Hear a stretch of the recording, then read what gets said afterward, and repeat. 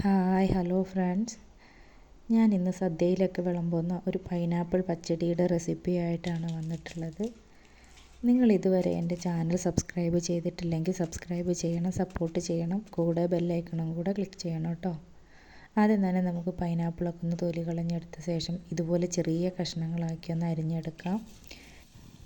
ഇനി നമുക്കിത് വേവിച്ചെടുക്കാനായിട്ട് ഒരു പാത്രത്തിലേക്ക് മാറ്റാം. അതിലേക്ക് ഒരു 1/2 ഗ്ലാസ് വെള്ളം ഒഴിച്ച് കൊടുക്കാം. അതിലേക്ക് ഒരു 1/2 ടീസ്പൂൺ ഉപ്പ് ചേർത്ത് കൊടുക്കാം. അതോടൊപ്പം തന്നെ ഒരു 1/4 ടീസ്പൂൺ മഞ്ഞൾപ്പൊടിയും കൂടെ ചേർത്ത് കൊടുക്കാം. ഇനി നമുക്കൊന്ന് വേവിച്ചെടുക്കാം. ഒത്തിരി വെന്ത് ഉടഞ്ഞു പോവാതെ നോക്കണം. അപ്പോഴേക്കും നമുക്കിതിലേക്കുള്ള അരപ്പും കൂടെ ഒന്ന് റെഡിയാക്കി എടുക്കാം. ഇതിൻ്റെ അരപ്പിൻ്റെ കൂടെ നമുക്ക് പച്ചമുളകും കടുകും മാത്രം മതി.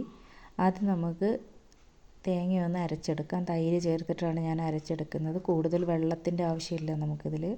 ആദ്യം നമുക്ക് തൈര് ഒഴിച്ചിട്ട് നന്നായിട്ടൊന്ന് അരച്ചെടുത്ത ശേഷം നമുക്ക് പച്ചമുളകും കടുകും കൂടെ ചേർത്ത് രണ്ടാമതൊന്ന് അരച്ചെടുക്കാം.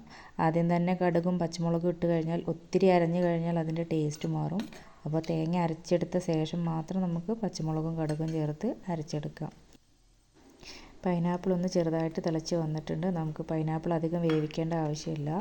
അപ്പോൾ നമ്മൾ തൈര് കൂട്ടി അരച്ചെടുത്ത തേങ്ങയുടെ മിക്സ് നമ്മൾ ഇതിലേക്ക് ഇട്ട് കൊടുത്തിട്ടുണ്ട്. നന്നായിട്ടൊന്ന് ഇളക്കി യോജിപ്പിച്ച ശേഷം നമുക്ക് ഒരു ടേബിൾ സ്പൂൺ പഞ്ചസാര ഇട്ട് കൊടുക്കാം. ഇനി ചെറുതായിട്ടൊരു തിള വരുന്ന സമയത്ത് നമുക്കിത് അടുപ്പിൽ നിന്ന് വാങ്ങി വയ്ക്കാം. ഇനി നമുക്കിതിലേക്കായിട്ടുള്ളൊരു വറവ് ചേർക്കാനുണ്ട്. ചൂടായ ചട്ടിയിലേക്ക് വെളിച്ചെണ്ണ ഒഴിച്ച് കൊടുത്തു. കടുകിട്ട് പൊട്ടിച്ച ശേഷം 2-3 ഉണക്കമുളക് നമുക്കിതുപോലെ നടുവേ കീറിയതിട്ട് കൊടുക്കാം. ശേഷം കറിവേപ്പില കൂടെ ഇട്ട് കൊടുത്തിട്ട് നമുക്ക് പച്ചടിയിലേക്ക് ഒഴിച്ച് കൊടുക്കാം. ഇനി ഒരു 10 മിനിറ്റ് ഇതുപോലെ അടച്ച് വെച്ച ശേഷം കഴിക്കുന്നതിൻ്റെ മുന്നേയായിട്ട് നമുക്കൊന്ന് നന്നായിട്ട് ഇളക്കിയ ശേഷം ഉപയോഗിക്കാവുന്നതാണ്. Okay, thank you.